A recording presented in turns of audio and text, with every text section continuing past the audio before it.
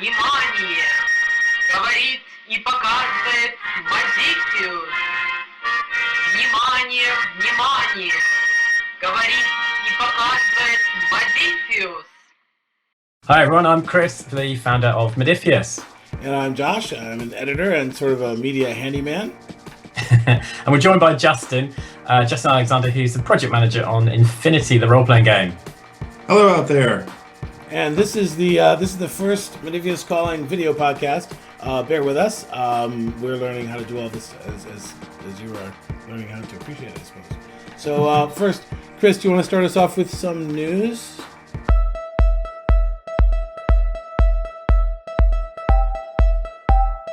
News from Modiphius. Wow, we've been doing a lot since the last podcast, but I guess the exciting thing is we're just starting the first wave of shipments for Mutant Chronicles, and the core book just went on sale in PDF. And Thunderbird starts shipping the big board game that we kickstarted earlier this year based on the classic British puppet sort of sci-fi TV show. And that's our first big board game, which is really exciting. We're really pleased with how it's come out. Goes into stores from the 18th of October this month, all over the world. Like so. Yeah. Also, the very final wave of Achtung Cthulhu is starting to ship in about 2-3 weeks' time. And what's so it's really amazing.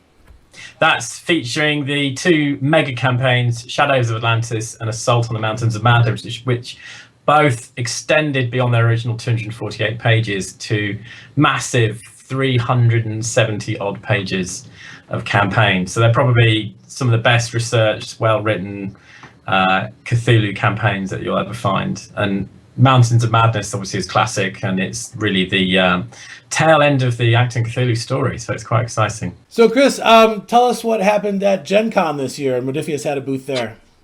Yeah, our first proper booth. It was brilliant. Met lots of people that are working with us, which is great. And we won some ENnies. We won Silver ENnie for Best Cover Art and Best Monster for Terrors of the Secret War, which you had your hand in. Certainly, yeah. There's a year in the making. So that's a terrific moment. And it's the only Cthulhu monster book, I reckon, that you can actually take and actually have a fighting chance at having an impact on one of the great old ones. It's for keepers especially. It gives them tools that they can use.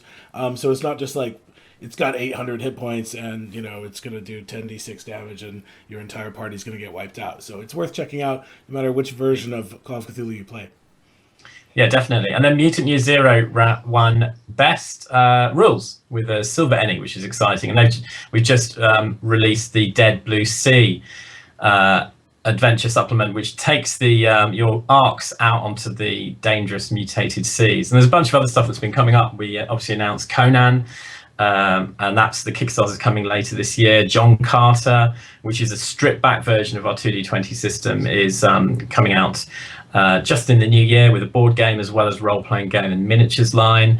And just this week we announced some very exciting news that Richard Borg, Eric Lang, Kevin Wilson, Adrian Smith, Paolo Parente are all working with us on a major board games project that we're unveiling at the Essen Spiel event next weekend. We're excited because we've got our first ever Modiphius community event, sort of inviting everyone who's fans, backers to come have a little private party. We're going to have Matt Leacock challenging people to Thunderbird's Crisis Mode, which is a kind of timed version of the game, and also unveiling that news and another amazing board game project that we're doing next year. So it's very exciting.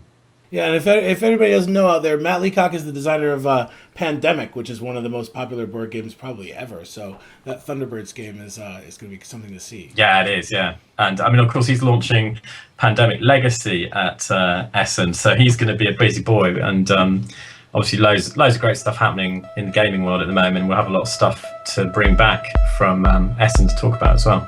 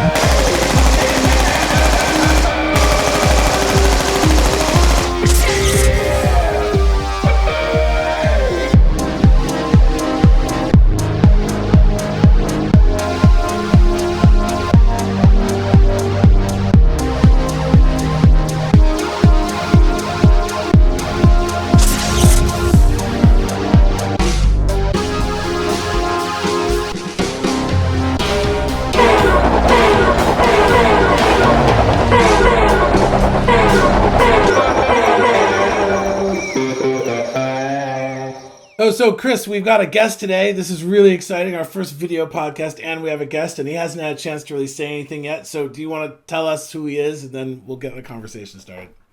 So Justin's working with us on Managing the Madness, which is the Infinity role-playing game that's growing before our very eyes, unlocking book after book.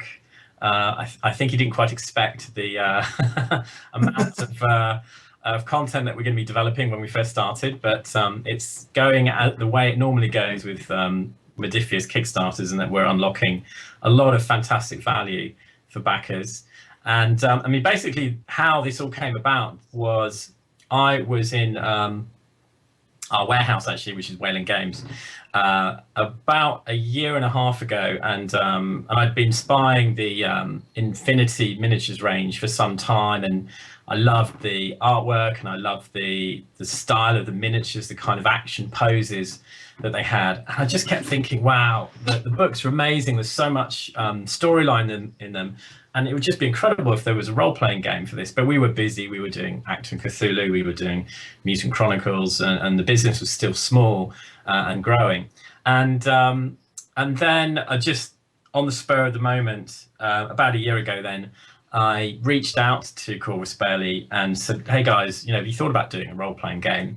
And so we started talking, and it turns out that they actually started life as a role-playing game, and they were all playing these kind of homebrew role-playing game adventures between the team, and it just evolved into a miniatures game because that's where the market was for them, and then they never got back to the original idea of the role-playing game, and they kind of played around with it a couple of times, but they just didn't really have the time. And so we went to see them and showed them what we were doing with our books, and I think we convinced them that we would have the love for the universe that they do, that obviously we cared a lot about the quality of the books and the production level, and that we could do a good job with it. And so having spent time with them, that's cut a long story short. Here we are now with one of the fastest growing sci-fi role-playing games lines, with about 10 books unlocked, growing, and probably by the time you read this there'll be a lot more as we enter the last 2 weeks of the Kickstarter. We've unlocked some floor tiles, which we'll be adding more to. We've got some specific exclusive role-playing miniatures that Corvus Belli have designed for the Kickstarter project, and all sorts of other stuff, like some beautiful fabric maps of Paradiso and the human sphere that we're going to be doing. So there's some really cool stuff that's coming through, and we're really, really proud to be able to work with such an amazing, lovely team at Corvus Belli as well. So Justin's been brought on board because we've got a big growing team of writers that are tasked with all the books, and also we have another guy, Misha, who's helping us manage all the artists. There's a huge amount of artwork being developed because we're using all new artwork for the core book, and then combining new art with the existing really, really strong artwork for the supplements, so we can show the best of both worlds. So Justin could chat a bit about the world and the books. Yeah. Hi, I'm Justin Alexander. I came on board with Infinity just after Gen Con. Chris and I had talked to Gen Con, and then he decided to put it into my hands, and hopefully I will stay on top of the great monster, which is the Infinity universe. Because like Chris, I was immediately struck as soon as I looked at this universe by just how rich and deep and broad and interesting the whole universe was. The basic concept is that it's a couple hundred years in the future. Humanity has gone through its big diaspora. We've discovered wormholes on the edge of the solar system. We've gone through them, and we've colonized about a dozen worlds. Unfortunately, humans being humans, we haven't done that as peacefully as we might. In the past few hundred years have all been marked with large galactic wars. And things have settled down recently into kind of a tight Cold War. But just at the point where it seemed like peace was maybe an option, that's when the aliens came pouring through one of the wormholes, the aliens we hadn't met before. And they invaded our colony world of Paradiso, the jungle world of Paradiso. And in that strange alien canopy, we have the combined army, with the shape-shifting Shasbasti and the huge ogre-like Morat fighting human warriors in kind of the trenches of sci-fi Vietnam. But simultaneously, behind the lines in all the other human systems, there's still this ongoing faction-based Cold War. And that's kind of the basis of Corvus Belli's amazing skirmish miniatures game, is that you have all these different factions who are all struggling in kind of a super spy, transhuman intrigue, dark op kind of environment. And we really wanted to make sure we could capture that kind of faction versus faction play in the role-playing game. And what I'm really excited about is that we've seemed to have done that in what we're calling the wilderness of mirrors, where the standard game format. I mean, what I should emphasize is you can do anything in this universe. You can play space pirates in the Human Edge asteroid fields. You can play deep water scientists on Varuna doing first contact with the Helot aliens. You can be a nomad hacker who's stealing gene therapy blueprints from giant mega corporations. So you can do all of these things. But to focus on this sort of faction-based play of the universe, we're focusing on small Bureau Noir basically super spy teams who go out to problem solve specific areas that could blow up into what we call code infinities, which is where the game gets its name from. Code infinity is any situation where things are so tight that any movement could easily cause something to explode. And what the players have to do is they have to go in and diffuse those situations however they can. The trick is that although these teams are supposed to be sort of transnational between all the different factions, the players can actually be playing characters who are not necessarily as politically neutral as the ideal might hold, and they might have secret objectives that they have to pursue as well. And so at any given time, the whole table will be united in trying to achieve whatever the major mission objective is. But where the game gets really exciting is when people have these sort of sub-objectives or secret objectives that they have to accomplish on the fly. That's when you get into kind of that Cold War spy mentality, that John le Carré kind of intrigue that I think will really spice the game up to that extra level. Cool. And because you've obviously you give people sort of secret missions, don't you, that for each faction. So even though you're in one whole group, you can have different levels of secret missions depending on what kind of level of paranoia you want, don't you? Yeah, exactly. And the great thing is that we are giving the game master a tool that allows him to kind of dial that in exactly what he wants. And there's a couple ways you can do it. The first style deals with how public the conflict at the table is. And you can dial that from everyone kind of knows what faction they're from, and it's kind of an open thing about the fact that we're all kind of trying to achieve these goals, and we're going to be very sort of polite in a kind of Victorian style. I know what you're doing and you know what I'm doing, but we're all going to be very polite about not acknowledging that. Or you can go for a full-on intrigue where notes are being passed, or you're using a Google Hangout where players can secretly chat with the GM and paranoia can really ramp up. And then the other dial we have is just how many of these secret goals are you going to have, and that ranges all the way from you're not interested in this sort of paranoia intrigue thing at all, in which case don't have any secret objectives. We'll just have the main mission objectives, and all of our scenarios will work with that. And then you can ramp it up. You might have one or two goals where one or two players in any given session have some secret thing, and conspiracies grow over time over several sessions. Or you can ramp it up where every single time the team is sent on a mission, every single faction has its own individual secret goal that it's trying to achieve. And so there's sort of a frenetic activity in every session. So you've got both of those dials, and it'll allow the individual groups kind of dial in exactly the level of faction versus faction conflict they want to see at their tables.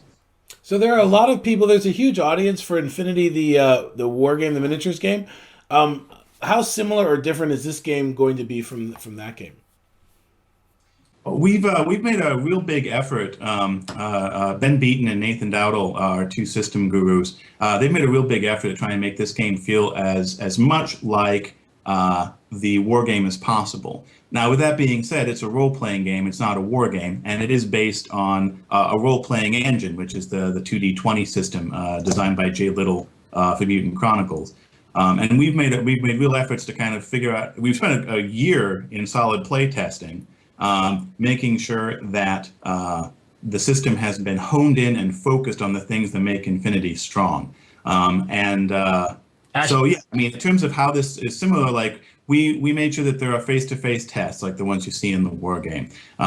It's a superficial thing, but a lot of the skill names have been switched to the skills that you'll find in the Corvus Belli miniatures game. So you've got that direct correspondence. And then one of the exciting Kickstarter goals we just unlocked is actually an actual character conversion set of guidelines that we'll be releasing that let people actually take their miniature characters and play them at the table, or vice versa, take their characters from their campaigns and then play them in Corvus Belli skirmishes on their wargame table.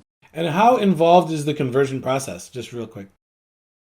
Well, that's coming next as part of the development process. So as soon as we finish the core book, we'll be working on the development text and just making sure it's quick and easy. It's not a huge maths problem to solve. It should be relatively straightforward for people. And the other thing I wanted to add is that actually, when we first came up with the nuts and bolts of the 2D20 system, we were playing with them with all kinds of ideas, and actually Infinity inspired us to go down the multiple D20 route rather than the kind of 1D20 or D6s.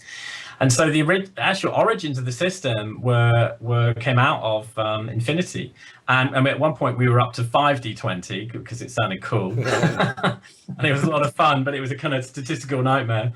So we kind of settled back at 2D20 because it's the kind of best value to be at for the probabilities. The heritage is actually from Infinity, weirdly enough, which has been great. So people who love Infinity will be able to, it'll have that same feel, they'll be getting that same experience. They won't feel like they switched to something different. No, but it'll be faster. So obviously people said, oh, well, why aren't you using the same system for the combat? But the thing is, we're not trying to recreate the miniatures game. The point with the Infinity role-playing game is to be able to play much bigger stories, much more events. So whilst over the course of 2-3 hours you would play one battle, in the role-playing game you need to be playing several battles like that and having conversations and sneaking into a base. So there's we obviously want to simplify it a lot, but give people the flavor of Infinity, so it feels like you're playing Infinity, whilst it's also letting you do a lot more stuff that obviously the miniatures game wouldn't do. Can you tell us about the hacking rules? I remember that was one of the cool things about Infinity, even going back to like Cyberpunk 2020. If the hacker in the group all of a sudden wanted to do something, everybody else had to all the gunslingers had to sort of sit back and wait while they went through a kind of mini game. So what will that be like in the role-playing game? Well, actually, I had a good example in our audio that we posted this week, that our group had decided to ambush this Yujing gangster convoy, which had a valuable artifact, and the hacker had taken it upon himself to pretend to be washing the windows of one of the cars to slow them down, and then decided to join in the combat. But then when a camouflaged assassin appeared and started attacking one of the other characters, he immediately was in the middle of the gunfight hacking the assassin's camo equipment to turn it off. And so it was right in the middle of the battle. It was split second, and it worked really well. So you can just imagine this guy kind of frantically sort of spinning graphics in the air, sort of crouching down by a bullet-ridden car as bullets are flying everywhere. There's a sword fight going on literally a few meters away, and that's what the kind of Infinity hacking is all about.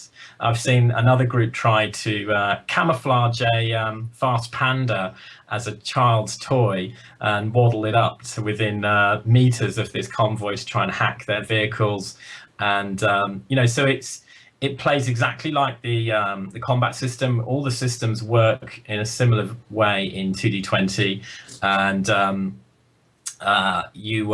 so combat works the same way as hacking, which works the same way as sort of social conflict as well. So you can have a commander who has a voice of authority talent, which lets him basically intimidate a bunch of minions. So we had a moment where a van turns up with another squad of gangsters, and the lieutenant basically screamed at them to put down their guns and back off. And one of them went running, And so you can have an effect even though you're not great with guns. Now, and that was one thing we wanted to really make sure, that there was a lot of balance in the characters, and it was very easy to do it. It's not a whole nother system you've got to learn, and you'll find when you discover what we do with spaceships and vehicles that, again, it's the same elegant system, that you're not having to learn the spaceship rules. The whole point is to be able to do this quickly and fun. The last thing the GM wants is to go, oh no, I've got a hacking scene, it's going to be really dull, I'm going to have to learn those rules. It should just flow really quick. Justin, can you tell us briefly how the 2d20 system, the central resolution mechanism, works? Absolutely. So the 2d20 system, the basic mechanic is that, like a lot of systems, you've got your ability scores and you've got your skills. Your skills are represented by two scores, though. One is expertise and one is focus. And when you're going to make a skill test, you're going to take your ability score and you're going to add it to your skill expertise, and then you're going to roll 2d20, and any numbers that hit equal to or less than your ability score plus your skill expertise, those are going to be successes. And generally, if you just roll one success, you've succeeded the task. Obviously, we can increase the difficulty on that to 2 or 3 or 4 or 5. Now, if you're an astute person, you may have noticed that it's very difficult to roll 3 successes on 2 dice, which is why there are a number of mechanisms in the game that let you add additional dice. One of the big ways that you can do that is through what we call the momentum heat cycle. And basically, as you succeed on tests over the course of the game, additional successes that you roll will become momentum. And one of the ways that you can spend that momentum, the main way you can spend that momentum, is to add additional d20s to the next check. So, for example, say that you're sneaking into a nomad gene lab in the middle of the night, and you're trying to pick a lock. And that's just a difficulty 1 task, but you roll a couple of successes, and you then have a couple of momentum because you've exceeded the test. You can use those momentum to then, because you picked that lock so quickly and efficiently, you can apply those to the stealth check to avoid the guard who's coming around the corner. And so when you make your stealth test to avoid that, you've got the extra dice to roll with. So you have this sort of on-rolling thing. And then if you are out of momentum, though, if you've backed yourself into a corner, you can spend what we call heat in order to accomplish the same things. But the difference is that when you spend heat as a player, that heat goes into a pool for the GM, who can then use it to create complications for you, activate NPC abilities, and basically make life a little more difficult for you in a wide variety of ways. And so that's kind of the core mechanic of the game, is you make these skill tests to generate momentum so success can build on success. But if you find yourself backed into a corner, or as things begin turning on you, your actions will begin generating heat, and the GM will be able to use that heat to come after you. And then as you take actions to deal with the ways that the GM is pushing back on you, you'll generate more momentum. And so that heat momentum cycle kind of goes back and forth, making sure that there's always this sort of constant pressure on the players and keeping the pace of things fast and the level of excitement high.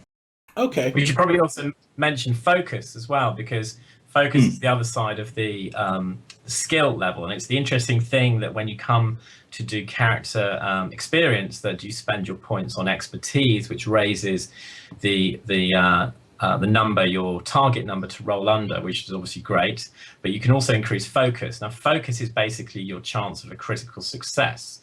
So most skills don't start with anything in focus, so you don't get a critical success. But if you have a 1 or higher in focus, when you roll under your focus, you actually get a second success, or it counts as 2 successes. So in theory, if you're testing, rolling a skill test where you have at least 1 in your focus, you could potentially get 4 successes if you get lucky and roll 2 1s, and your focus can be raised as high as 3. And if characters have what's called a signature skill, it's a skill that is very sort of central to the character, and you've usually got 2 of those, then that expertise and focus can be raised as high as 5.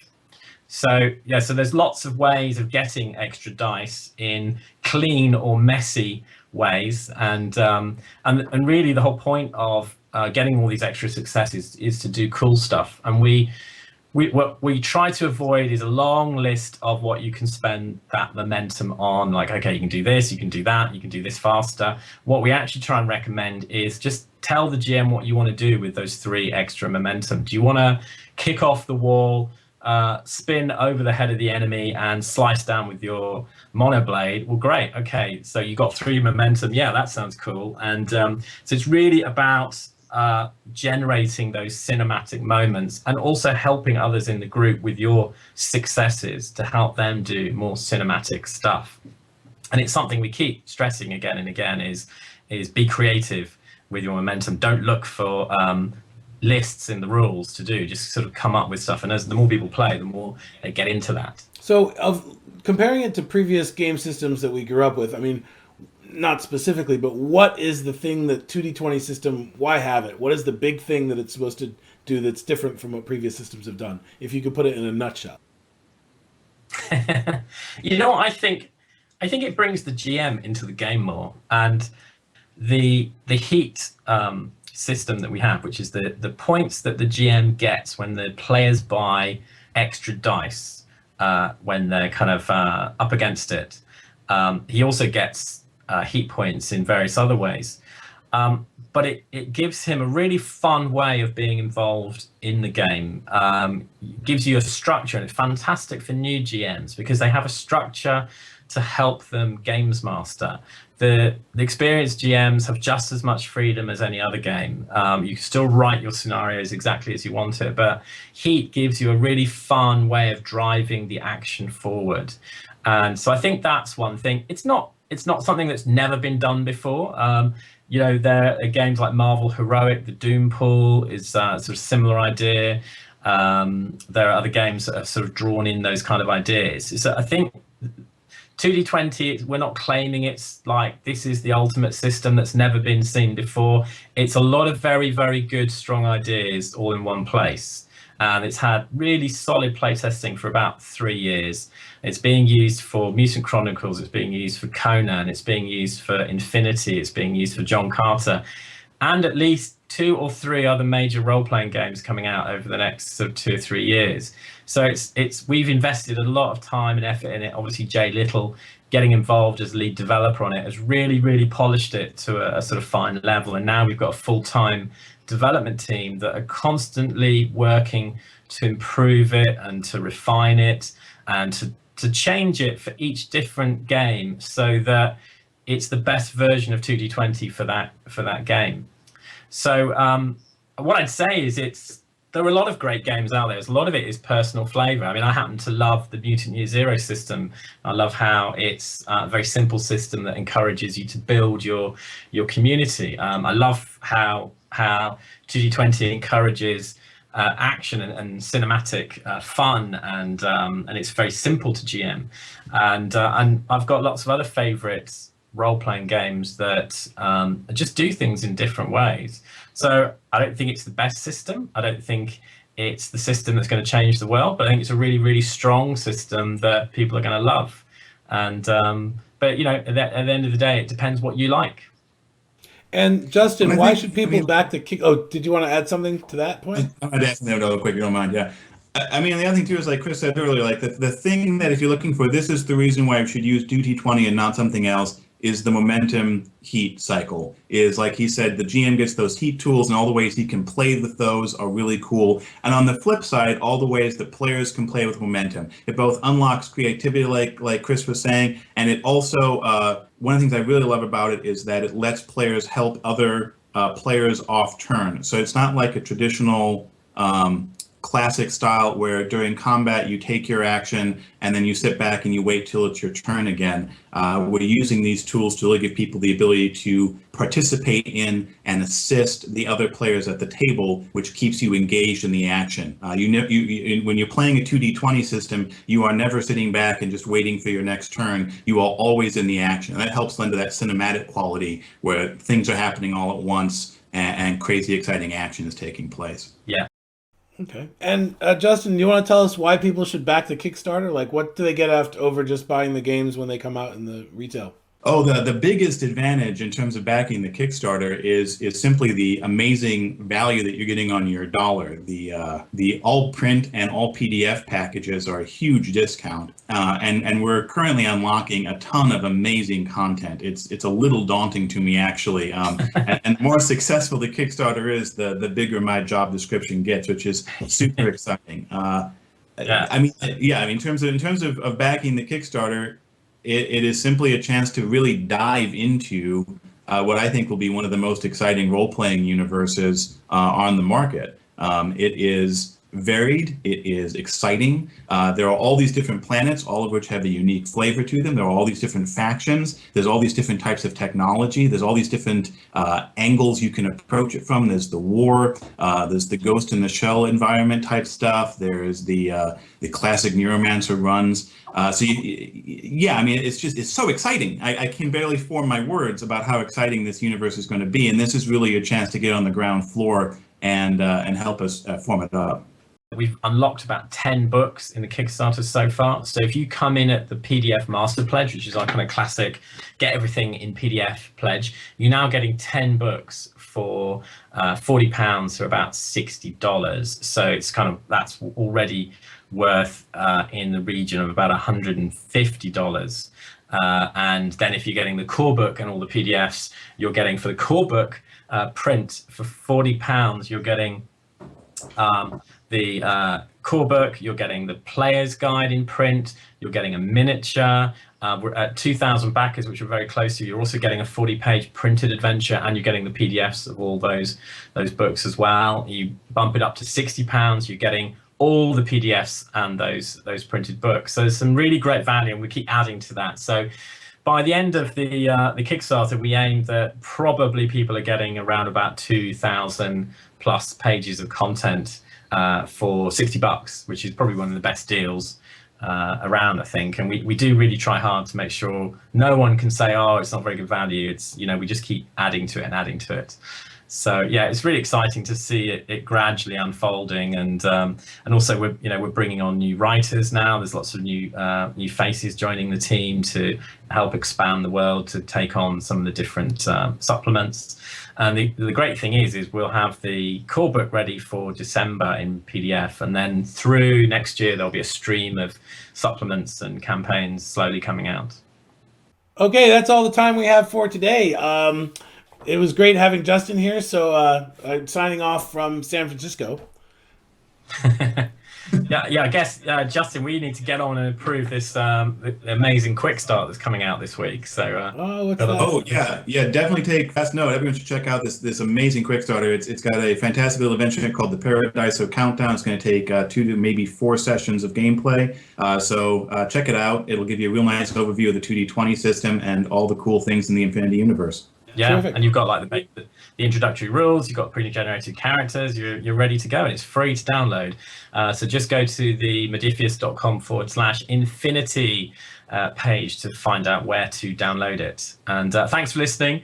We're going to be doing some more on Infinity and other Modiphius games that are coming out over the next few months. And this is the first of our fantastic video casts. So thanks for watching and listening.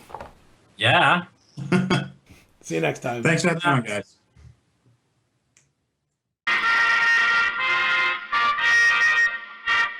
Внимание, внимание! Говорит и показывает Modiphius. Внимание, внимание! Говорит и показывает Modiphius.